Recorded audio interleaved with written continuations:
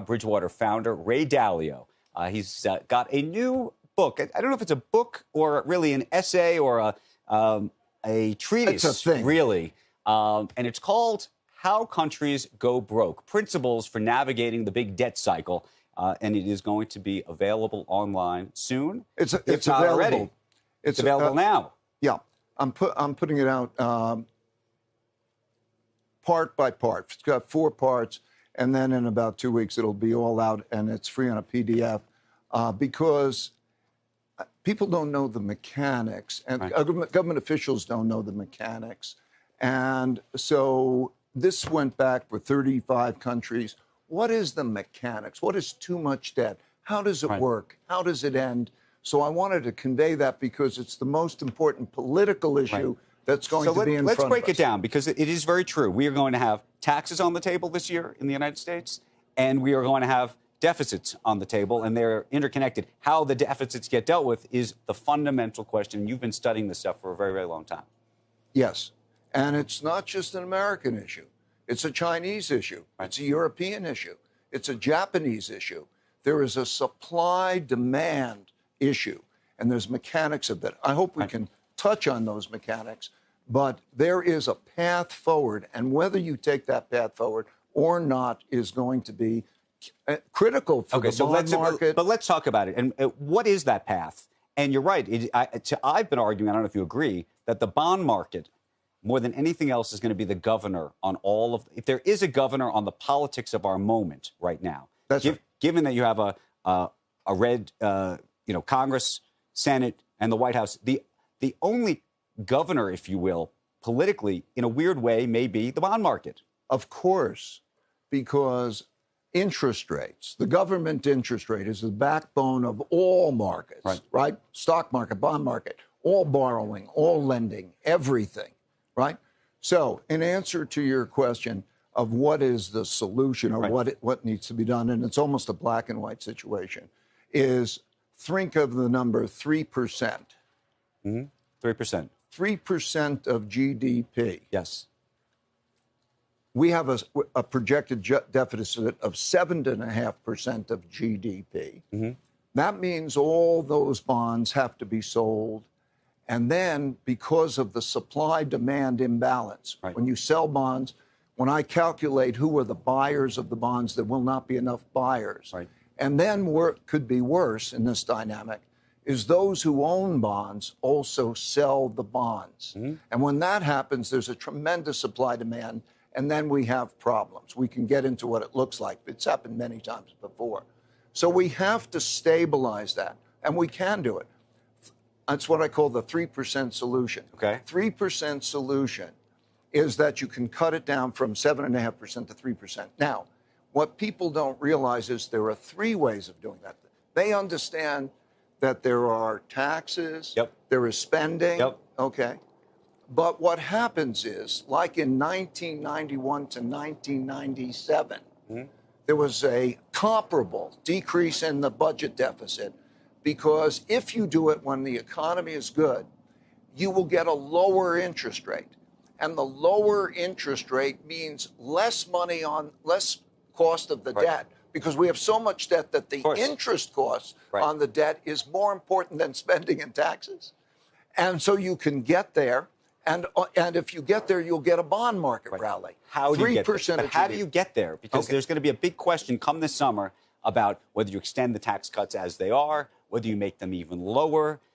Does that help on the growth side? Will you ever make it up on the other side?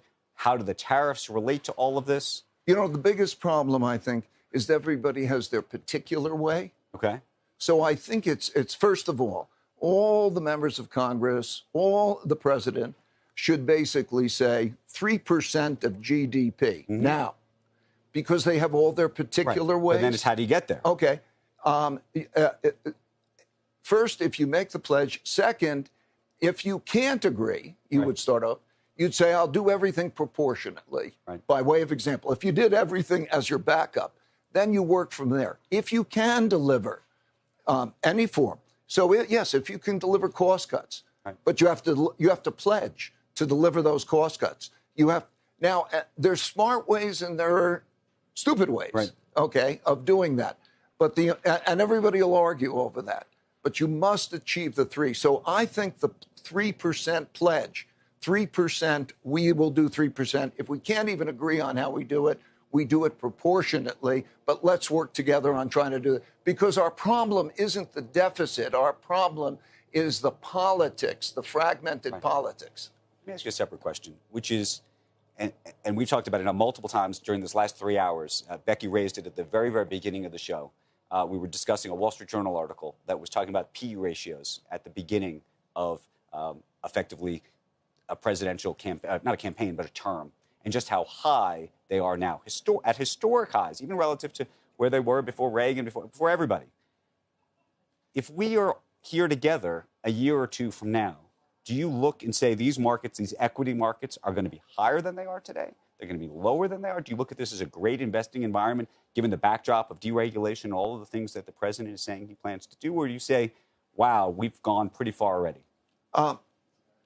We have gone pretty far already, and particularly in certain sectors and so on. But the biggest influence is going to be what I'm talking about. Because if you have those multiples and you have a rise in interest rates, right? Okay, you will have a pop. Mm-hmm. So as we focus on that deficit question, but yes, of course, it's fragmented. I think that it's, of course, led by the sectors that are great sectors, the disruptors, the AI and so on. I don't think it's been carried down to the applications of AI. In other words, the uses of AI. Right. So if you're watching, as I'm watching around the world, and by the way, it's very interesting what's going on in China with AI in terms of applications, other places.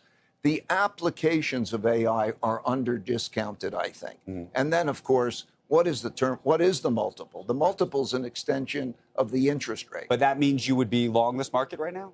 No, I have to be diversified. I don't want any particular right now. I don't want to be overextended on an alpha. And also, I would say, we think enough about what's alternative money. One thing is, we only think everybody's. Okay, so when you think about give me some alternatives to what's alternative money right now. Okay, gold is an alternative money, right? Yeah, and it's a very effective diversifier. So if we're dealing with some Bitcoin, debt is money. Right. In other words, when you're owning debt, you're owning a promise to get money. Right. And when you own money, essentially you're holding it in debt. You've held it. And I think that is our biggest risk. Our biggest risk? That's our biggest risk.